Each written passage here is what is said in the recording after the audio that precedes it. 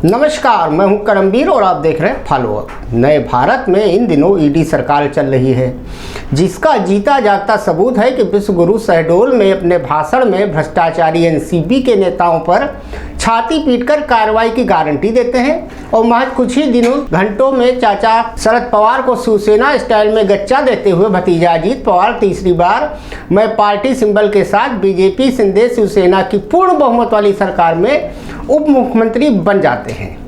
आज हम टीम अजीत पवार के उन 9 रत्नों के बारे में बताएंगे जिन पर ईडी या अन्य जांच एजेंसियों की कार्रवाई चल रही है, कौन किन एजेंसियों की जांच का सामना कर रहा है, किसकी क्या सियासी ताकत है। मेरा ऐसा मानना है कि अगर इन जांच एजेंसियों मेन स्ट्रीम मीडिया का इतना ही दुरुपयोग इंदिरा गांधी कर पाती तो शायद उन्हें घोषित इमरजेंसी लगाने की जरूरत ही नहीं पड़ती, और अगर इमरजेंसी लग भी जाती तब भी मीडिया उसके फायदे गिनाने लगता। श्रीमती गांधी इस कलंक से भी बची रहती और बड़ी आसानी से वह अपने सियासी विरोधियों को भी निपटा दे। महाराष्ट्र की सियासत में रविवार को हुए बड़े उलटफेर के बाद अजीत पवार के साथ ही जिन 8 और नेताओं ने शिंदे सरकार को समर्थन दिया और मंत्री बने, ऐसे में जानते हैं कि शिंदे सरकार में शामिल हुए टीम अजीत पवार के 9 रत्नों की सियासी ताकत कितनी है। महाराष्ट्र की सियासत में एक बार फिर महासंग्राम शुरू हो चुका है। सरकार में शामिल होते ही अजीत पवार को डिप्टी सीएम बना दिया गया। उनके साथ एनसीपी के जो 8 और नेता शामिल हुए उन सभी को मंत्री बना दिया गया। अजीत पवार के साथ सरकार में शामिल हुए नेताओं में छगन भुजबल, एनसीपी से सांसद प्रफुल्ल पटेल का नाम भी है। इनके अलावा दिलीप वलसे पाटिल, हसन मुश्रीफ, धनंजय मुंडे, अदिति तटकरे, धर्मराव आत्रामा, अनिल पाटिल और संजय भंसोड़े हैं। इतना ही नहीं, रविवार को राजभवन में शपथ ग्रहण समारोह के दौरान महाराष्ट्र विधानसभा के डिप्टी स्पीकर नरहरि झिरवाल और एनसीपी के कार्यकारी अध्यक्ष प्रफुल्ल पटेल भी मौजूद थे। महाराष्ट्र में एनसीपी के 53 विधायक और 9 विधान परिषद सदस्य हैं। दावा है कि अजीत पवार के पास 40 विधायक और 6 विधान परिषद सदस्यों का समर्थन है। हालांकि एनसीपी का कहना है कि उसके पास 36 विधायक भी नहीं है। दल बदल कानून से बचने के लिए अजीत पवार को कम से कम 36 विधायकों के समर्थन की जरूरत है। बहरहाल अजीत पवार के साथ जो नेता एकनाथ शिंदे सरकार में शामिल हुए हैं वो महाराष्ट्र की सियासत में कितनी ताकत रखते हैं, आइए जानते हैं इनकी राम कहानी। टीम अजीत पवार के 9 में से 3 मंत्री ईडी के राडार पर हैं। पहले इन्हीं की कुंडली खंगालते हैं। शुरुआत अजीत पवार से ही करते हैं। अजीत की सियासी ताकत जानते हैं। पहले एनसीपी प्रमुख शरद पवार के बड़े भाई अनंत राव पवार के बेटे हैं। बारामती सीट से विधायक हैं। 2019 में विधानसभा चुनाव के बाद 4 साल में अजीत तीसरी बार डिप्टी सीएम बने हैं। 2019 में वो सिर्फ 80 घंटे के लिए डिप्टी सीएम बने थे। बाद में महाविकास अघाड़ी की सरकार में डिप्टी सीएम रहे और अब फिर से डिप्टी सीएम बन गए हैं। अब जानते हैं कि इन पर कौन कौन से आपराधिक मामले हैं। अजीत पर महाराष्ट्र स्टेट कोऑपरेटिव बैंक की ओर से दिए गए लोन में अनियमितता बरतने का आरोप है। ये लोन घोटाला 2005 से 2010 के बीच का है। तब राज्य में कांग्रेस एनसीपी गठबंधन की सरकार थी।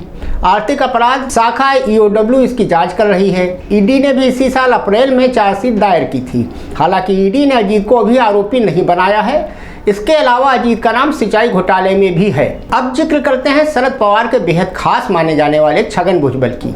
आप पहले इनकी सियासी ताकत समझ लीजिए। नासिक के येवला से 5 बार के विधायक हैं और माली समुदाय से आते हैं।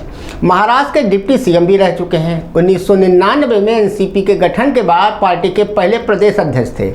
अब आते हैं इनके ऊपर कौन कौन से आपराधिक मामले हैं। पीडब्ल्यूडी मंत्री रहते हुए 2006 में 100 करोड़ रुपए के प्रोजेक्ट का कॉन्ट्रैक्ट देने में अनियमितता बरतने का इन पर आरोप है। ईडी ने भी अलग से मनी लॉन्ड्रिंग का केस दर्ज किया है।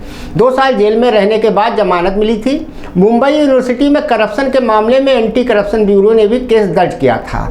तीसरे हैं हसन मुश्रीफ, पश्चिम महाराष्ट्र के कोल्हापुर जिले की कागल विधानसभा से 5 बार के विधायक हैं। एनसीपी का बड़ा मुस्लिम चेहरा माना जाता है। इन्हें राज्य में श्रम मंत्री रह चुके हैं। इन पर भी आपराधिक मामले हैं। Sarsenapati Santaji Ghorpade sugar factory limited और उनके परिवार से जुड़ी कंपनियों के कामकाज में अनियमितता को लेकर ईडी ने छापेमारी की थी इन पर। अप्रैल में स्पेशल कोर्ट ने इनकी अग्रिम जमानत खारिज कर दी थी। हालांकि हाई कोर्ट से उन्हें राहत मिल गई थी। इनके 3 बेटों की जमानत याचिकाएं कोर्ट में पेंडिंग है।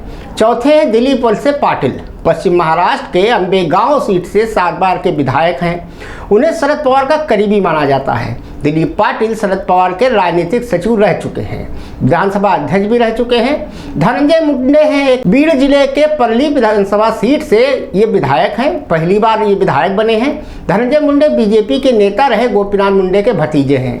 इन्हें अजीत पवार का करीबी माना जाता है। उसके बाद नंबर आता है अदिति तटकरे का। रायगढ़ में एनसीपी सांसद सुनील तटकरे की ये बेटी हैं। 2019 में श्रीवर्धन सीट से पहली बार विधायक बनी।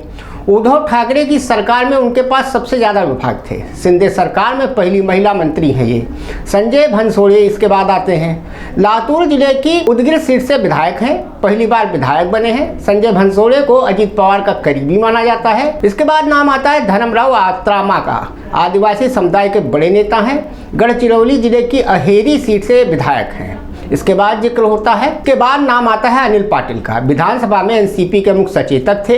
वो जलगांव जिले की अमलनेर विधानसभा सीट का प्रतिनिधित्व करते हैं। एनसीपी सांसद प्रफुल्ल पटेल भी अजीत पवार के समर्थन में हैं। रविवार को राजभवन में शपथ ग्रहण समारोह में प्रफुल्ल पटेल भी शामिल हुए थे। प्रफुल्ल पटेल को शरद पवार का सबसे भरोसेमंद साथी माना जाता है। अब माना जा रहा है कि प्रफुल्ल पटेल को मोदी कैबिनेट में भी जगह मिल सकती है। ऐसी अटकलें भी है कि उन्हें केंद्र में मंत्री पद भी दिया जा सकता है। हालांकि अजीत पवार की तरह ही प्रफुल्ल पटेल भी ईडी के राडार पर हैं।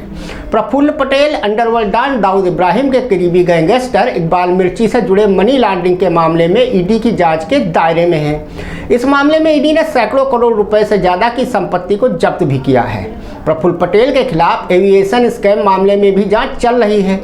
ईडी ने प्रफुल्ल पटेल से उनके और इकबाल मिर्ची के बीच कथित संबंधों को लेकर पूछताछ भी की थी। तो कुल मिलाकर मामला ये है कि ईडी के राडार पे जो नेता आते हैं, पार्टियां आती हैं, वो जैसे ही भाजपा के वॉशिंग मशीन में पहुंचती हैं, धुलकर पाक साफ हो जाती हैं। धन्यवाद।